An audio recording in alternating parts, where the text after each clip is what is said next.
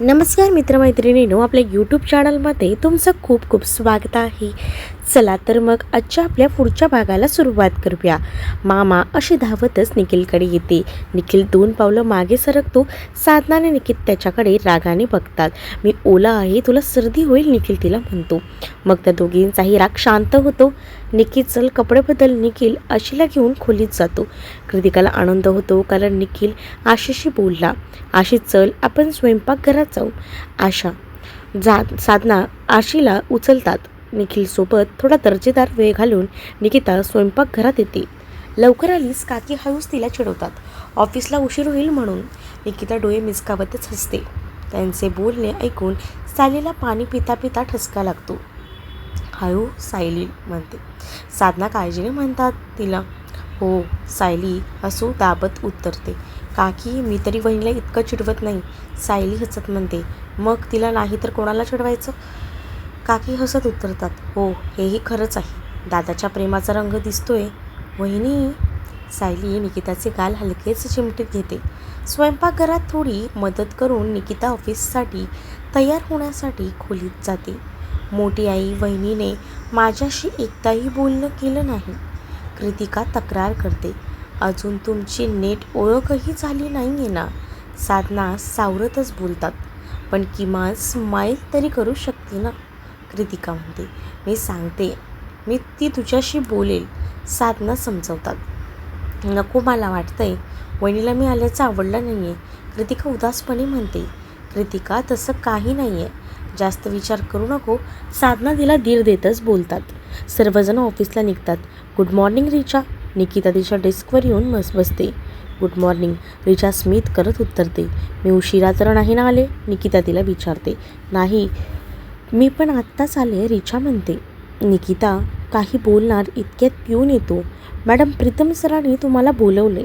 मला? निकिता आश्चर्याने विचारते. हो, लगेच या म्हणालेत. पिऊन निघून जातो तर मला कशाला बोलवलं असेल? निकिता काळजीने म्हणते. जा आणि बघ, जास्त वेळ थांबू नको. गरज पडली तर मी काहीतरी कारण काढून तुला बोलवायला घेते, रिचा काळजीने सांगते.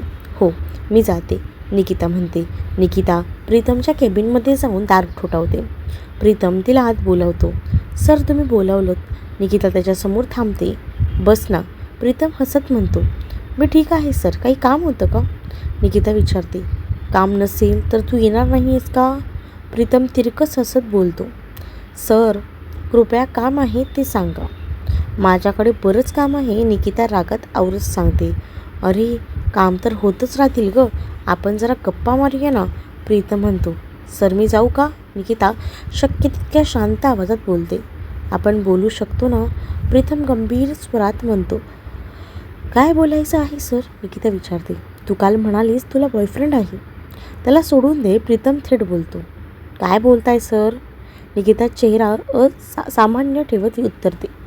त्याला सोड आणि माझ्यासोबत रिलेशनशिपमध्ये ये, प्रीतम स्पष्टपणे सांगतो. निकिता क्षणभर विचार करते. तो बिझनेसमॅन आहे, तो माझ्यासाठी जे करू शकतो ते तुम्हाला जमणार नाही. निकिता त्याला म्हणते. तू पैशांबद्दल बोलतेस? प्रीतम विचारतो. सर, तुम्ही इतके भोळे नाही की माझं काय म्हणणं आहे हे तुम्हाला कळणार नाही. तुम्ही फक्त एक सामान्य कर्मचारी आहात. निकिता त्याला चिडवण्याचा प्रयत्न करत असते. तुला वाटतं माझ्याकडे काहीच नाही, प्रीतम चिडून बोलतो. हो, निकिता ठामपणे उत्तरते. आतापर्यंत मी या सगळ्यांच्या नाकाखालून इतका पैसा कमवला आहे ना की तुझे सगळे शौक पूर्ण करू शकतो, प्रीतम गर्वाने हसत म्हणतो. निकिताला हेच जाणून घ्यायचं होतं. माझ्या निखिलला कळलं ना, तुला जिवंत सोडणार नाही, निकिता मनातल्या मनातच म्हणते. काय विचार करतेस? प्रीतम विचारतो. मी निखिलशी ब्रेकअप करून तुम्हाला सांगते. निकिता बोलून त्याच्या केबिनमधून निघून जाते तर प्रीतम खुश होतो. निकिता त्याला पहिल्या नजरेतच आवडली होती, पण तिला बॉयफ्रेंड आहे हे कळल्यावर तो गोंधळला होता. निकिता बिजा डेस्कवर येऊन बसते. सर, काय बोलत होते?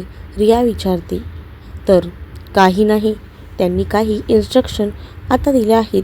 कॉन्ट्रॅक्ट्स मेल केले आहेत, तेच चेक करून रजिस्टर करायचे आहेत. निकिता खोटं बोलते. तिला आधी हे सगळं निखिलला सांगायचं होतं. बरं झालं मी तुला बोलवायला एररच होते, रिचा तिला म्हणते. थँक्यू, निकिता हसत उत्तर देते. तो दिवस असाच निघून जातो तर निकिताला प्रीतम पुन्हा दिसला नाही. निकिता निखिलच्या केबिनमध्ये गेली, पण तो महेशसोबत होता. त्यामुळे त्या दोघांना बोलायला वेळच मिळाला नाही. निकिता घरी येऊन बराच वेळ झाला, पण निखिल अजून आला नव्हता.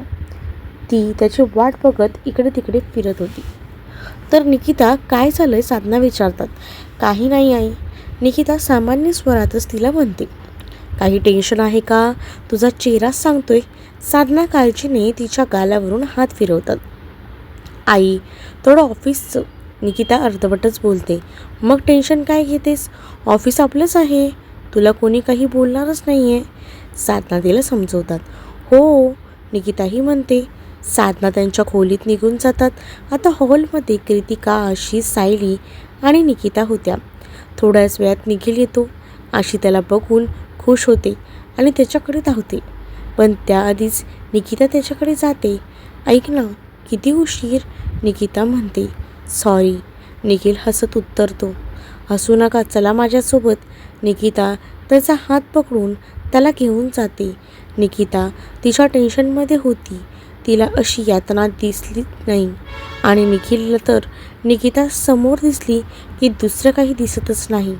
कृतिकाला राग येतो कारण त्याने आशीला दुर्लक्षित केलं. काकी हॉलमध्ये येतात तर निकिता कुठे आहे त्या सायलीला विचारतात. दादा आलाय ना आता? सायली हसत उत्तर देते. त्याने तिला घेऊन गेलं असेल ना? काकी हसत म्हणतात. नाही, आज वहिनीने दादाला घेऊन गेलं. तसंही ते दोघं एकमेकांशिवाय राहूच शकत नाही. सायली म्हणते. हो, ते आली तर माझ्या खोलीत यायला सांग, काकी सांगतात. काही काम आहे का? आई, मी करते, कृतिका पुढे बोलते. सायली, तू निकिताला सांग, काकी म्हणतात. हो काकी, सायली उत्तर देते. काकी आणि सायली आपापल्या खोल्यांमध्ये निघून जातात. निखिल आणि निकिता खोलीत येतात. तर काय निकी, एवढी घाई रोमॅन्सची? निखिल बॅग टेबलवरच ठेवत शर्टची बटणं काढत म्हणतो. ऐका ना. निकिता लाजून त्याचा हात पकडते. तू काढणार आहेस? निखिल खट्ट्यापणे हसत बोलतो. गप्प बसा, आधी मी सांगते ते ऐका. निकिता त्याच्या ओठांवर बोट ठेवते. निखिल त्या बोटांवर चुंबन देतो. निकिता चिडून बोलते. ठीक आहे, सांग, निखिलही म्हणतो. आधी वचन द्या, तुम्ही रागात काही करणार नाही. निकिता हात पुढे करते. आधी सांग, निखिल म्हणतो. नाही, आधी वचन. निकिता आग्रह करते. वचन? निखिल तिच्या हातात हात देतो. मग निकिता त्याला प्रीतमशी झालेलं सगळं बोलणं सांगते. जसजसे निकिता सांगत जाते तसतसे निखिलचे चेहरे बदलतात. त्याची हिंमत कशी झाली? निखिल रागाने बोलतो. तुम्ही वचन दिलंय. निकिता त्याला मिठी मारते. त्याचा जीव घेईन मी. निखिल तिच्या बाजूला करतो आणि निखिल, तुम्ही रागात काही करणार नाही आहे. निकिता त्याचा हात ओढते. मी असं काही करू नये. मी आधीपासून बाबांना सांगत होतो, पण त्यांनी दुर्लक्ष केलं आणि आज तर त्याने हद्द केली आहे, निखिल म्हणतो. निखिल, कृपया शांत व्हा. आपण बाबा आणि काकांशी बोलू. आता आपण काहीच ॲक्शन घेऊ शकत नाही आहे. आपल्याकडे काय पुरावा आहे? निकिता समजावून बोलते. त्याची हिंमत कशी झाली तुला रिलेशनशिपमध्ये ये म्हणायची? निखिलचा संताप वाढतो. त्याच्या बोलण्याने काही होणार नाही आहे. मी फक्त तुमची आहे आणि शेवटच्या श्वासापर्यंत फक्त तुमचीच राहणार आहे. निकिता त्याच्या गालावर हात ठेवूनच बोलते. निखिल आवेगाने तिला मिठीत घेतो. निखिल, मी फक्त तुमची आहे आणि तुमचीच राहणार आहे. माझे. निकिता त्याच्या पाठीवरून हात फिरवत म्हणते. I love you. निखिल तिच्या मानेवर ओठ फिरवतो.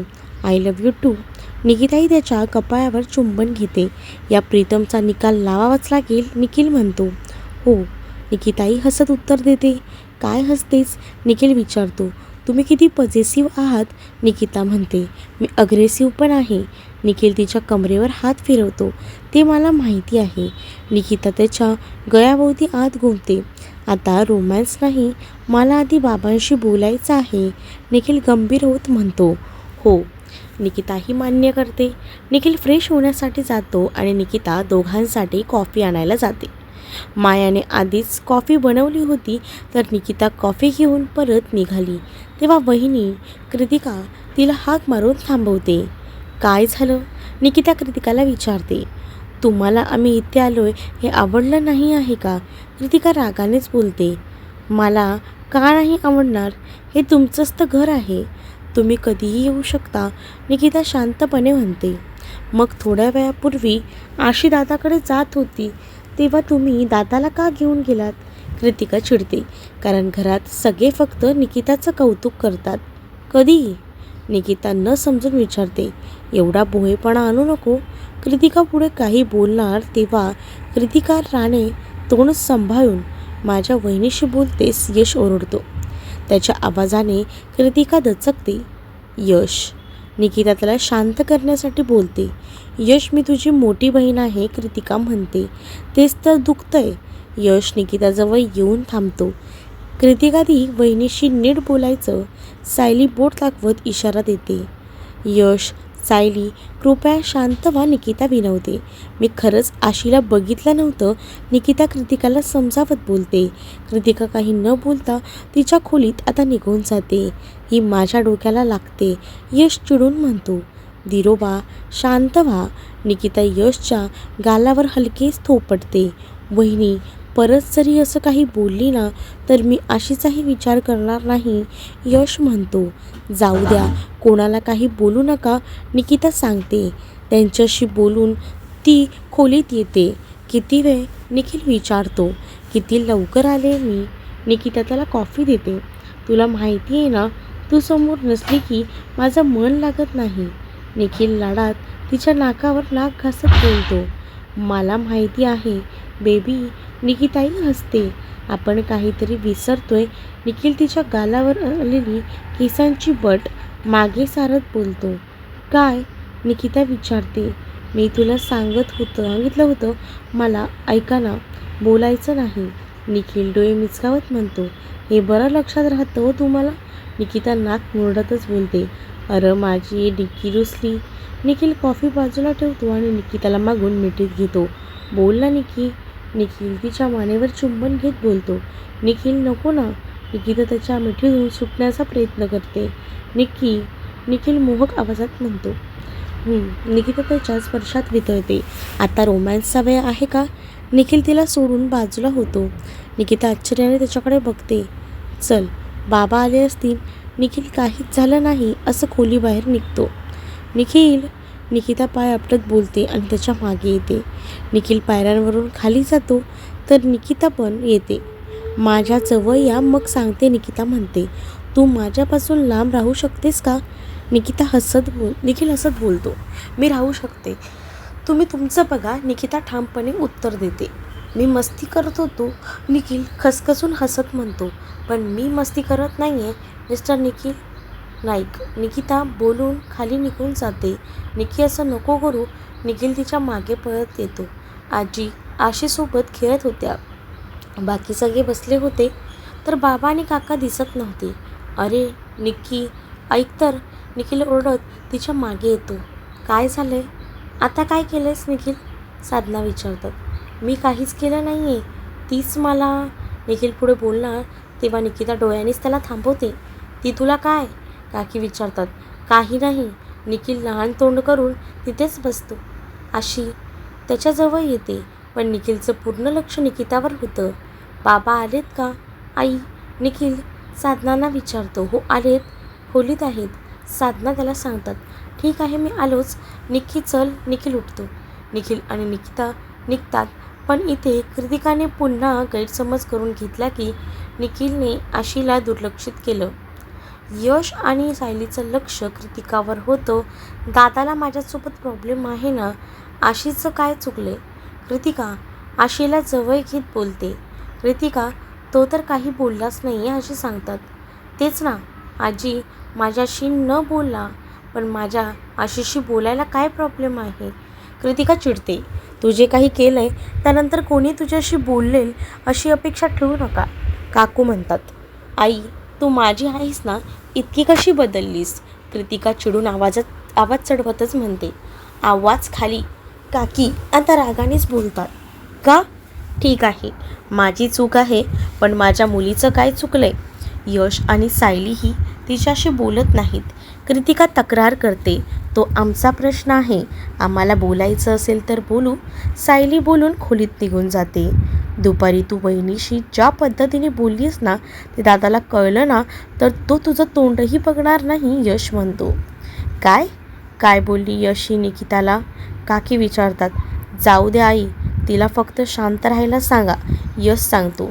का? हे माझं घर नाही आहे का? कृतिका विचारते. काय म्हणाली होतीस आठवतंय ना? माझ्या घरी येऊन माझ्या नवऱ्याशी आणि धीराशी नीट बोलायचं. मग आता हे घर तुझं कसं झालं? यश तिला आठवण करून देतो. यश आता सोडून दे, माझी चूक झाली, कृतिका हताशपणे बोलते. त्या दिवशी माझा जीव गेला असता तरी तू हेच बोलणार होतीस का? यश हसत तिला विचारतो. यश तू माझा भाऊ आहेस, कृतिका म्हणते. त्या दिवशी नव्हतो का? दादा होता म्हणून मी आज जिवंत आहे. नाहीतर, यश नाराज होऊन बोलतो. आता त्यांचा वाद चांगलाच वाढत चालला होता. कृतिकाही ऐकत नव्हती आणि यश मागे हटणार नव्हता. काय चर्चा सुरू आहे? विजय खाली येतच आता विचारतात. निकिता, निखिल आणि काका त्यांच्या मागे होते. काही नाही, ते असंच आपलं, आजी सावरत बोलतात. मग सगळेच शांत होतात. यश आणि कृतिका पुढे काही बोलतच नाहीत. 15 दिवसांनंतर प्रीतम विरोधात सगळे पुरावे मिळाले होते.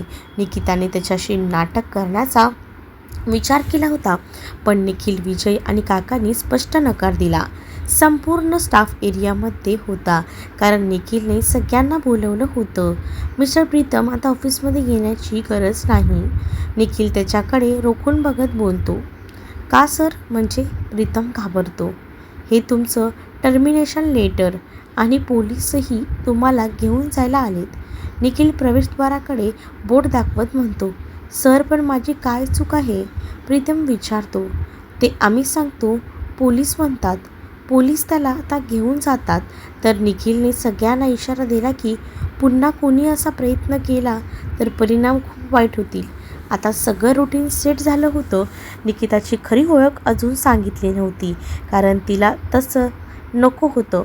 निखिल आणि निकिता त्यांच्या केबिनमध्ये होते. निखिल तिच्या मानेवर ओठ फिरवतच बोलतो. तो सोफ्यावर बसला होता आणि निकिता त्याच्या कुशीत. निकिता उत्तर देते. अशा लुपून छपून रोमॅन्स करायला खूप मजा येते ना? निखिल तिच्या मानेवर हलकेच चावतो. निखिल परत जवळ येऊ देणार नाही.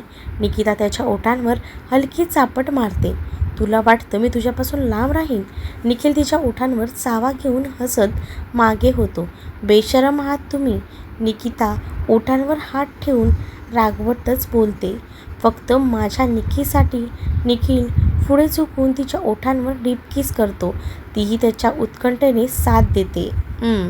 निखिल, निकिता त्याला मागे ढकलते. काय झालंय? निखिल हाताने ओठ पुसत बोलतो. त्याची ती अदा बघून निकिता थक्क होते. मी जाते आता. निकिता उठून केस ठीक करत बोलते. नको ना. निखिल तिला मागून मिठीत घेतो.